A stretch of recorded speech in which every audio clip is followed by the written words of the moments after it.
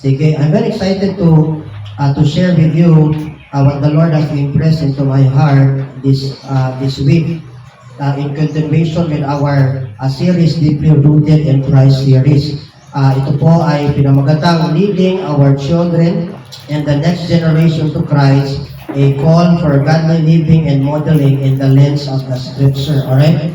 Leading the next generation to Christ, a call for godly living and modeling in the lens of the Scripture.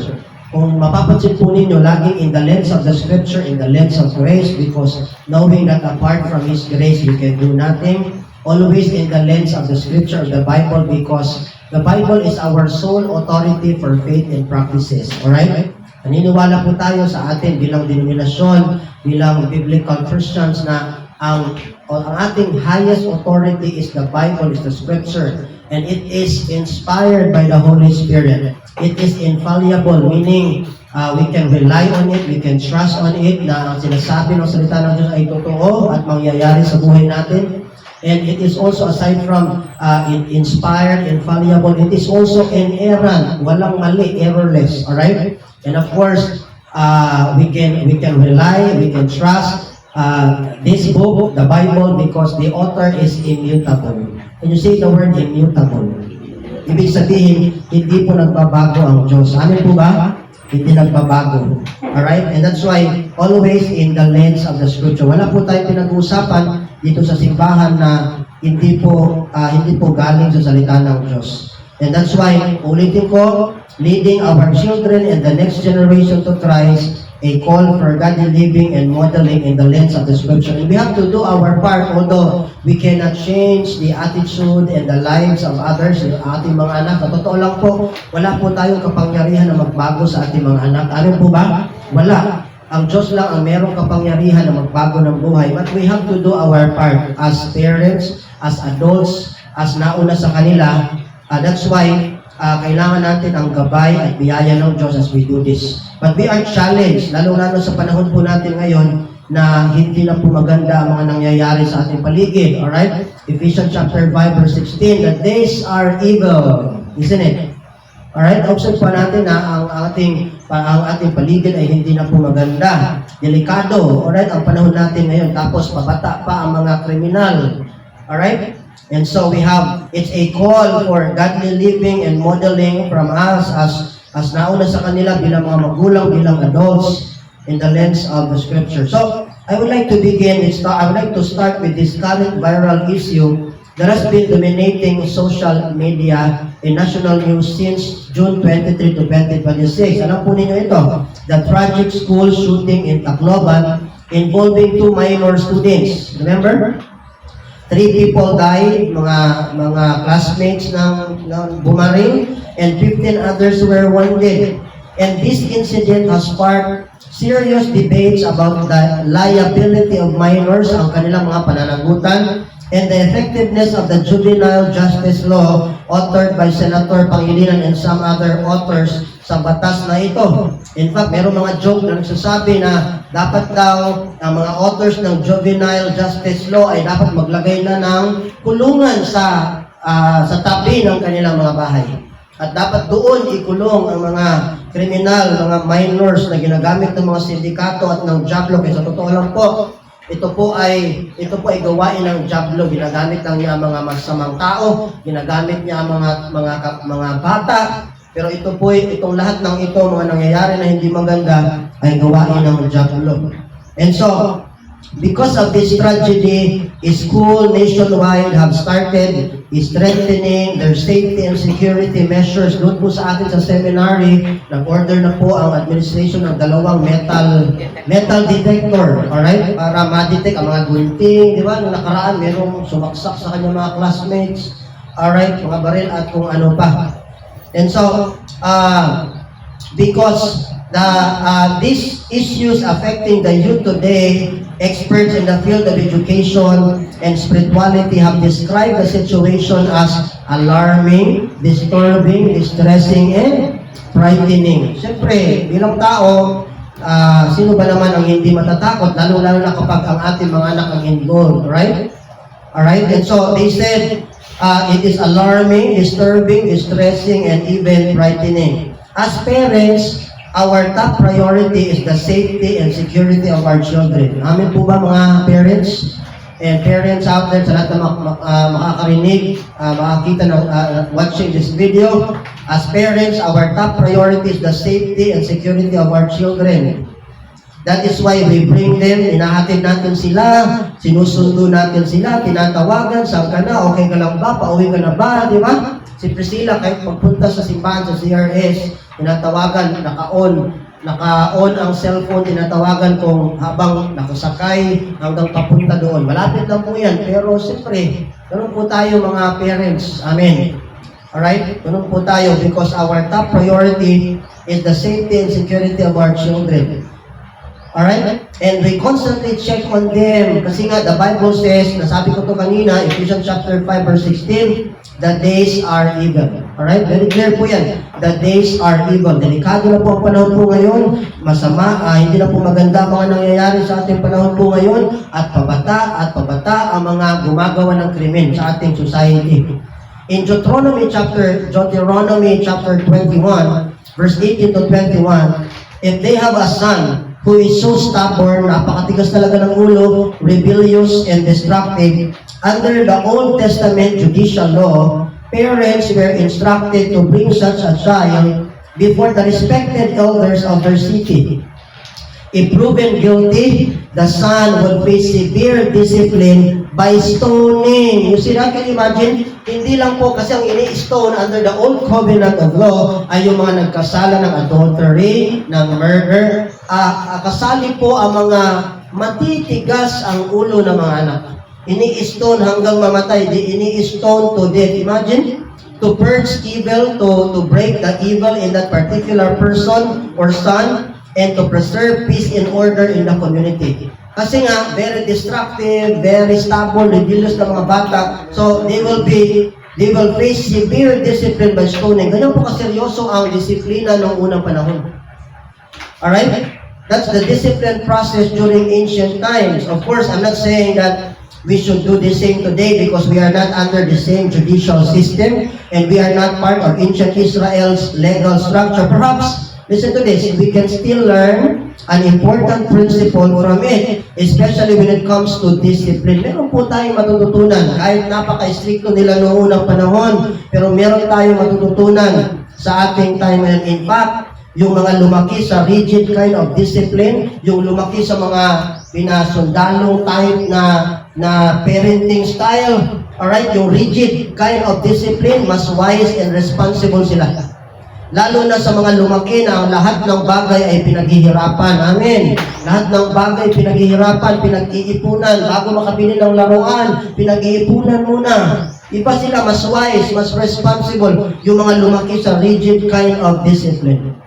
A study shows that one of the problems, research po ito, research-based, that one of the problems today is that discipline has become too soft, medyo too soft in many homes and families. Some children are even raised to become spoiled. Always getting what they want, kung anong gusto nila, lagi nasusunod, whether in food, clothing, gadgets, or other things. And sad to say, sometimes, listen to this, and for those of you watching this video, sometimes, alright, parents allow their children to decide everything, even if they know better what is truly necessary and appropriate for their children. Di ba? Alright, yan po ang sad part. Lalo-lalo sa pagkain, lalo-lalo na ngayon, tinatanong ang mga bata, anong gusto mong kainin?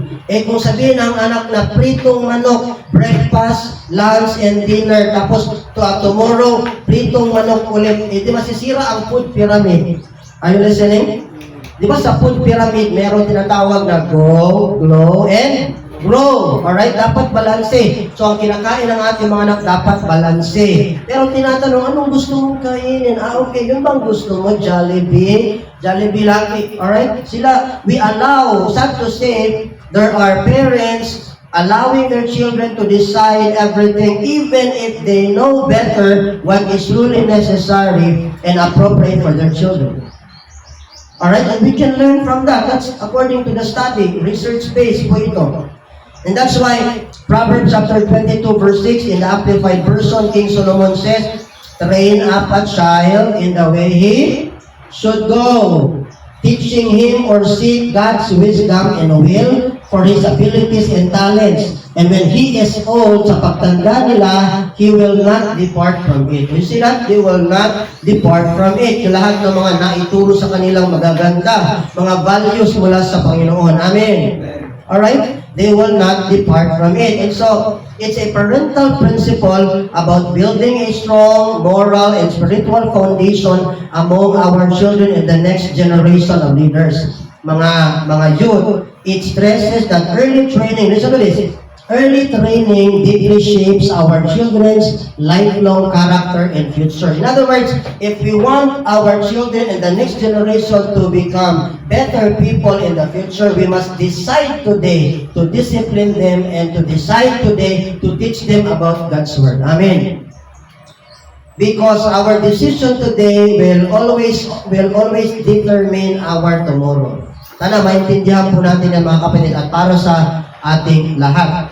And we discipline them in the lens of the Scripture and by God's grace because the Bible says they are a gift and a reward from heaven. Psalms 127 verse 3 says, children are a gift from the Lord and they are what?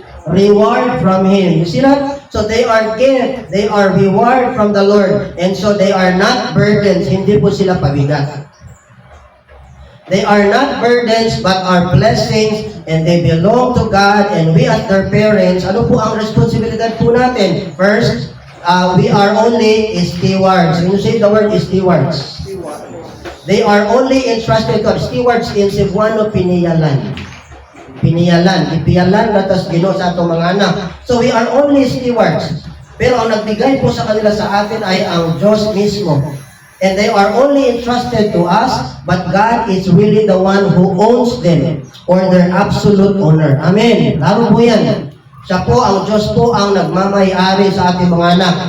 Because the word give in Psalms 127 verse 3, yung ating nabinasa kanina, the word give is from the Hebrew word nakala. Can you say the word nakala? Hindi akala ha? Nakala. Nakala.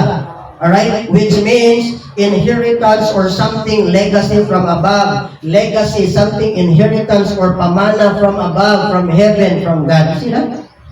In-entrust lang sa atin ng Diyos. And we cannot earn an inheritance or pamana unless God permits it as a sovereign God who takes control of everything and is the owner of everything. In other words, our children are a heavenly inheritance or legacy that we cannot earn without God's sovereign permission. So, we thank God because He allowed us to be na maging parent sa ating mga anak. He allowed us under His sovereignty. And we are thankful for that. It's like the literal and material inheritance that parents have already reserved for their children. And their children cannot own them unless their parents permit it to happen. Parang mga pamana na nireserve ng mga magulang para sa kanilang mga anak pero hindi nila ito matatanggap at ma-experience, ma-enjoy kung hindi i-allow ng kanilang mga magulang. Ganon din po ang ating mga anak. Alright? Dahil inallow ng Diyos under His sovereignty. That's why nagkaroon po tayo ng mga anak today. Amen? Alright? So sana maintindihan po natin yan. So they are really a gift and reward from the Lord. Our children, and so again, our children and the next generation are God's legacy and heavenly gift to us. And so it is our prayer that God's will be done, which is good, pleasing, and perfect, according to Romans chapter 12, verse 2, in their lives, na siyang mangyari sa kanilang buhay ang kalooban ng Diyos, which is good, pleasing, and perfect, ang siyang mangyari sa kanilang mga buhay, even if we have our own will and ambition para sa kanila. Di ba? Hindi po lingid sa ating kaalaman na tayo po mga magulang, meron po tayong mga pangarap para sa ating mga anak. Amen po ba? Meron tayong mga pangarap para sa ating mga anak. Pero mas nakakabuti kung ang kalooban ng Diyos ang siyang mangyari sa buhay nila dahil ang kalooban ng Diyos ay good, pleasing, and perfect according to Romans 12 verse 2. Alright? And then, napaka-importante po na ang kalooban ng Diyos ang mangyari sa kanilang buhay dahil tayo po ang ating will and ambition ay susceptible to failures and disappointments kasi nga tao lang tayo, we are limited, alright, we are imperfect, hindi tayo Diyos. We are not all-knowing God. Amen.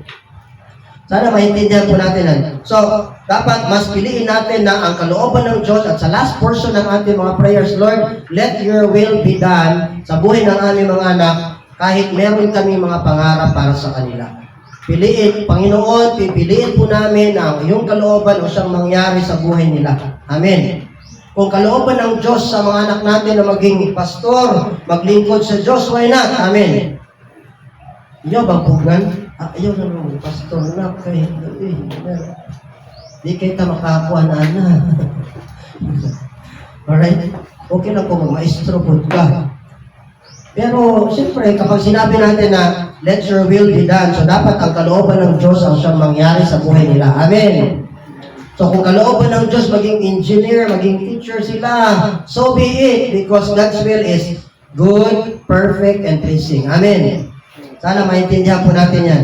Aside from being stewards, we are also commanded to raise our children and younger generation with God's love and grace, knowing they are precious. Listen to this, they are precious in God's sight, and He has a purpose for their lives. The word reward in Psalms 127 verse 10 ating binasa kanina is from the Hebrew word sakal, not sakal. Pero kung magpabadlong gani, mas sakal yun. Bitaw, bantog na yung mga nasakal ng mga anak, badlungon man kayo wala nasakal, bis kay sakar o tato. Bitaw, just kidding. So the word reward is from the Hebrew word sakar. You see that? Sakar, which implies they have, I like this, they have intrinsic or inherent spiritual value as created in the image and likeness of God. Kasi according to Genesis chapter 1, verse 26 and 27, we are created in the image and likeness of God. Alright? And the goodness attributes of God are also manifesting in us like love, grace, mercy, compassion, lahat po yan. Pero ang greatness attributes of God, which is eternality, wala po yan sa atin dahil sa Diyos lang po yan ang mga greatness attributes. Alright? Because we are created in the image and likeness of God. That's why we have inherent spiritual value. Imago Dei, alright, in theological term, or in Hebrew, Chelem Elohim. We are created to represent God. You see that? So tayo po we are created to represent God. To represent God in the workplace, in our workplace, and to wherever the place God will put us, because we are created in the image of God. That's why our children, sabi doon sa Psalms 127, they are gift and reward. They are sakar. Alright? Before we close, what do our children and younger generation truly need from us as their parents, as adults, as ates, as kuyas? And what spiritual lessons God wants us to learn as His church from all these challenges and happenings? Sa lahat po ng mga nangyayari at mga nangyari na sa ating mundo, ano po ba ang challenge ng Diyos para sa atin bilang simbahan at bilang mga magulang? First of all, the principle of attention and its benefit. Para madaling ma-familiarize, nag-uumpisa po ito ang ating mga points sa letter A and letter B, A and B. Alright? Attention and its benefit. It's an active inclining of our ears, focusing our mind and responding and living under the will of God sa kalooban ng Diyos na sinasabi dito sa kanyang salita. It represents a deep respect for God by seeking spiritual instruction and obeying His divine leadings and guidance over our lives. And there are lots of good things and benefits, mga benepisyo po, mga mabubuting bagay when we pay attention and obey what God wants us to do. And it is 101% guaranteed. Amen. When we obey, when we follow what God is teaching us, and then when we follow His leading, His divine guidance over our lives, it 100% guaranteed na we will experience good things and its benefits. Amen. So, napaka-importante po ang obedience. Can you say the word obedience? Alright? So, sa lahat po ng mga nangyayari at nangyari na sa ating paligid at sa mundo, God is simply calling and getting our attention back to His divine and gracious presence. He wants us to realize, listen to this, and for those of you watching this video, God wants us to realize that only in His presence and power, we can find safety and security. Amen. Only in God's presence and power, there is safety and security. Amen. Yung pinakamalakas na palakpak para sa Diyos.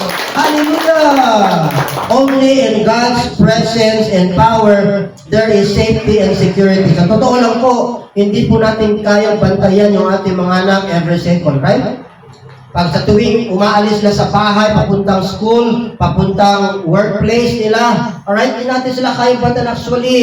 Kumbang minuto, segundo, hindi po natin kaya. But because God's power and God's presence is with them, and that's why they are always protected, baka nakakauwi sila sa ating bahay na safe and sound. Amen! Alright? Because only in God's presence and power there is safety and security. Yan po ang lamang natin because we are now in Christ Jesus. Amen.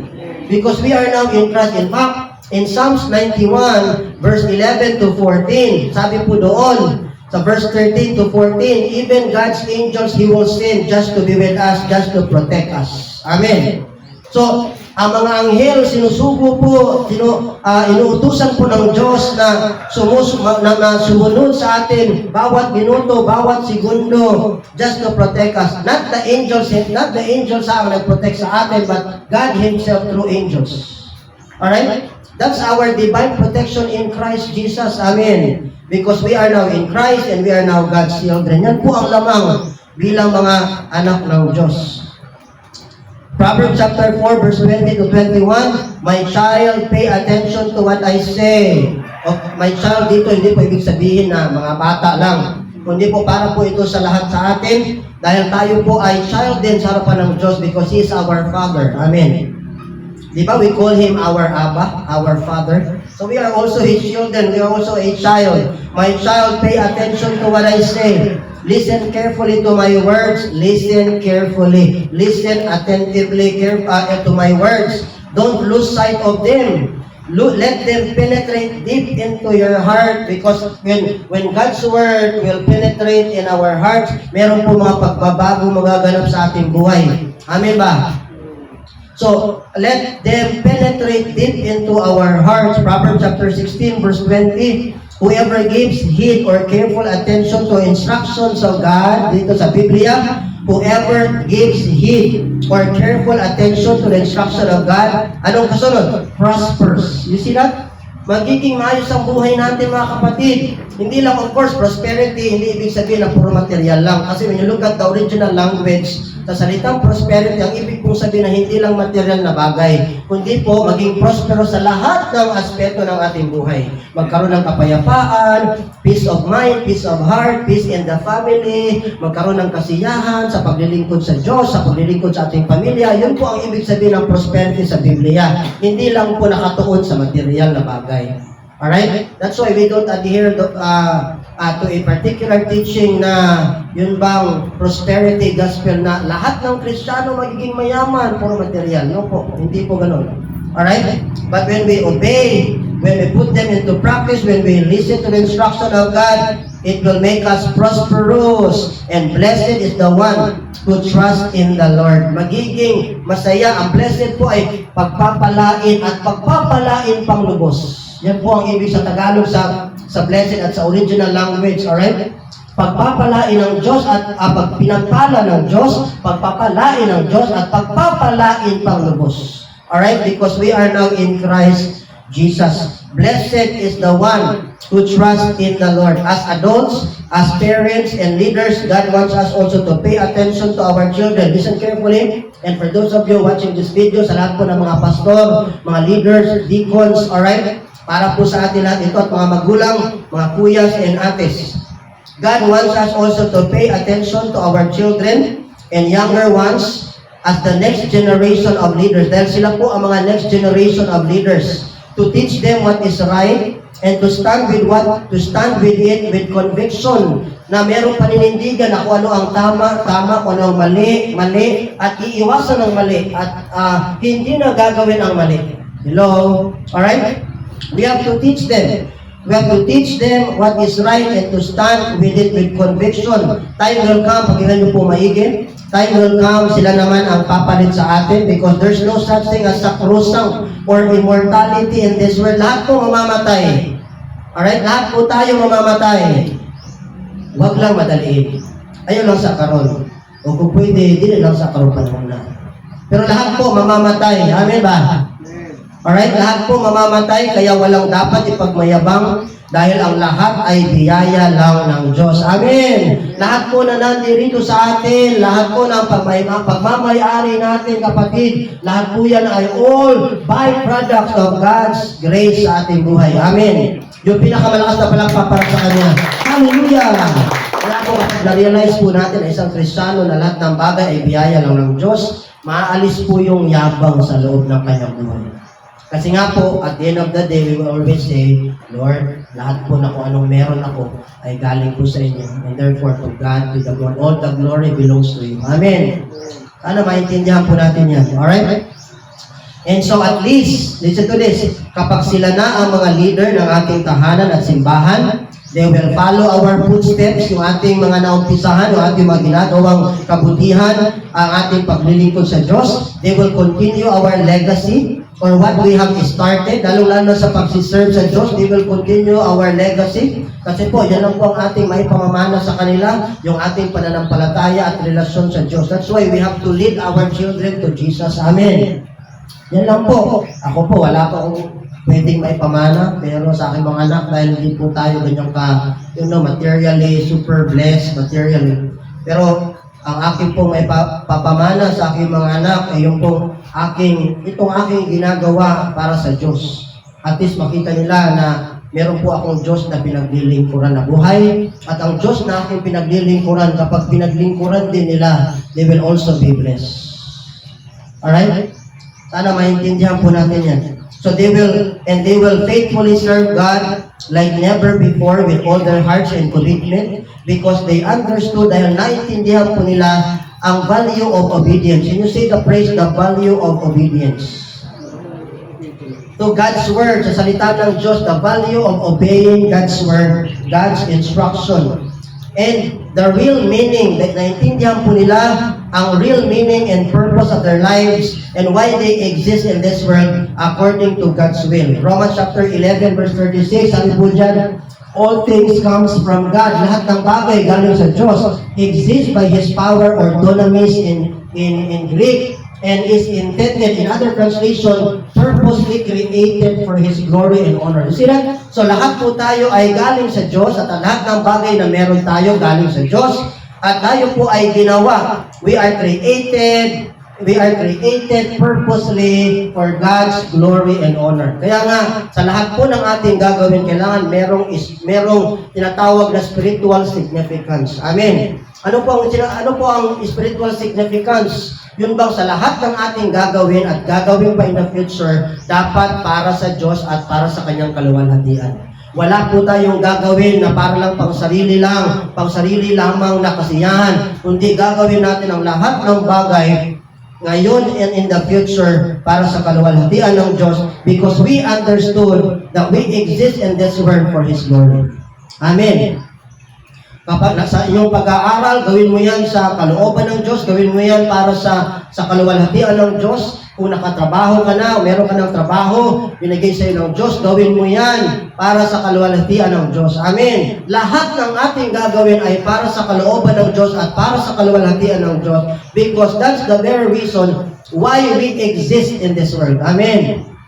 To give God the glory. Sana maintindihan natin yan. Secondly, aside from attention and its benefit is the truth of affirmation and its blessing. Affirmation and its blessing.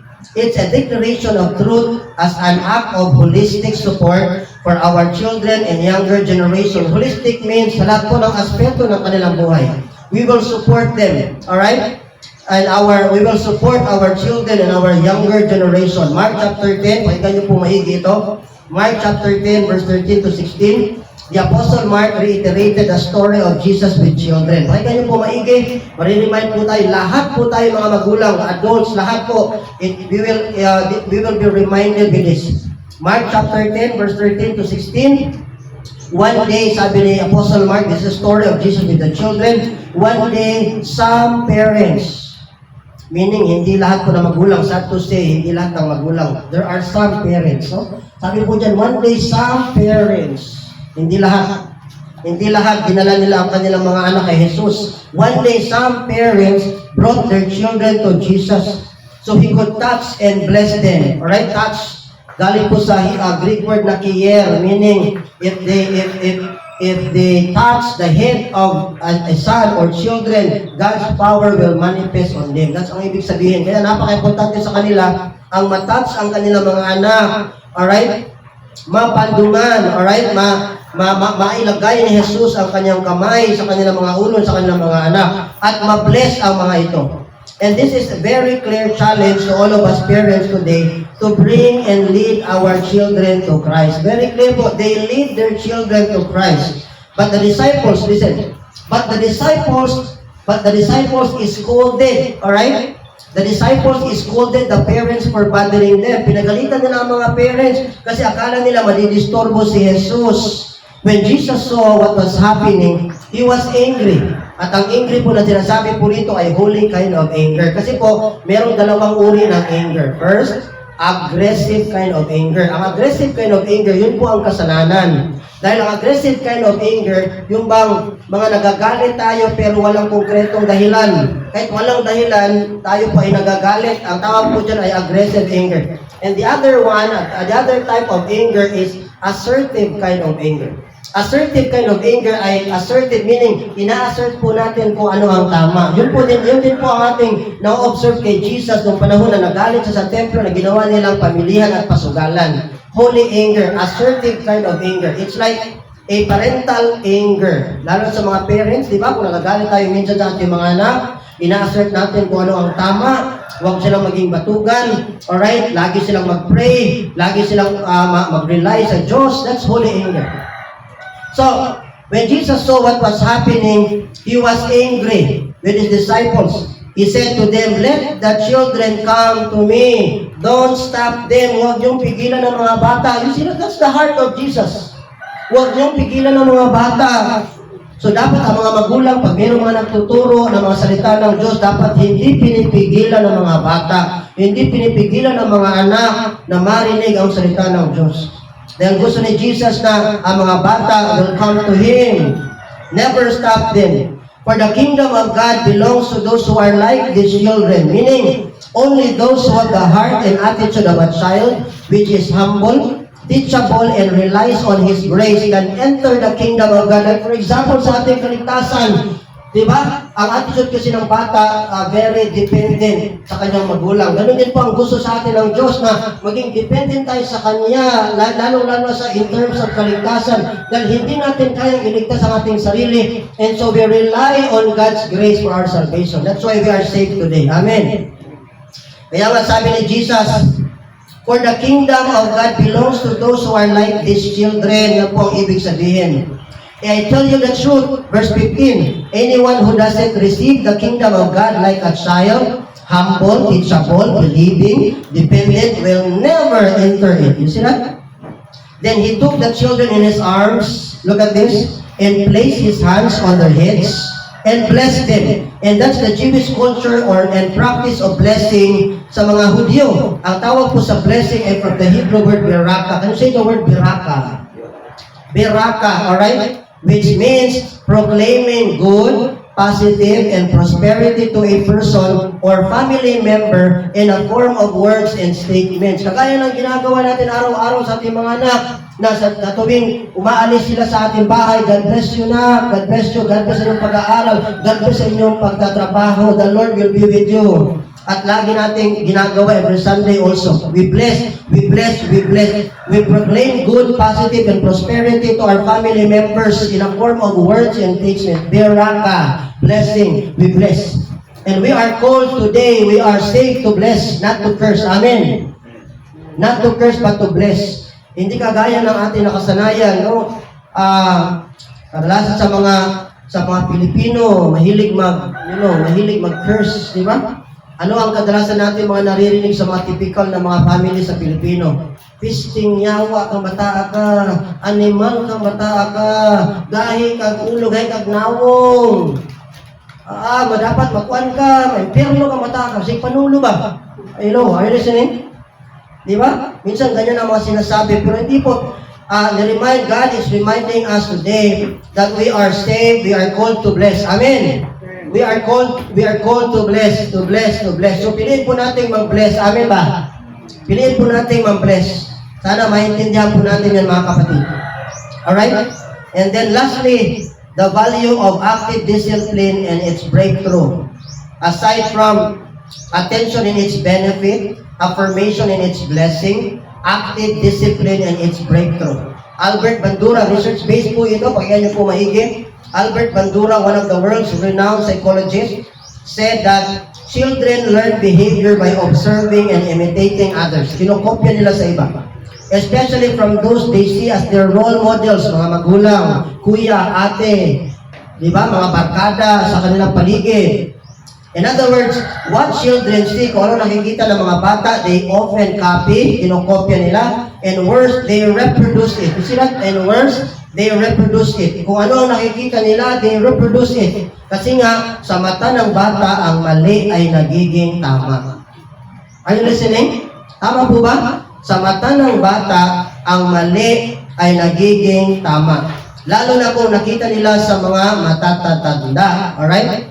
Kung ginagawa ng mga matatanda, katulad ng mga ginagawa ng iba, di ba? Kahit hindi maganda, akala ng mga bata, ito ay tama. Kasi sa mata ng bata, ang mali ay nagiging tama. So tama ang study ni Albert Bandura. Alright? Children learn behavior by observing and imitating others. What children see, they often copy, and worse, they reproduce it. And so, pakinggan niyo po maigi, dito na po ako magtatapos.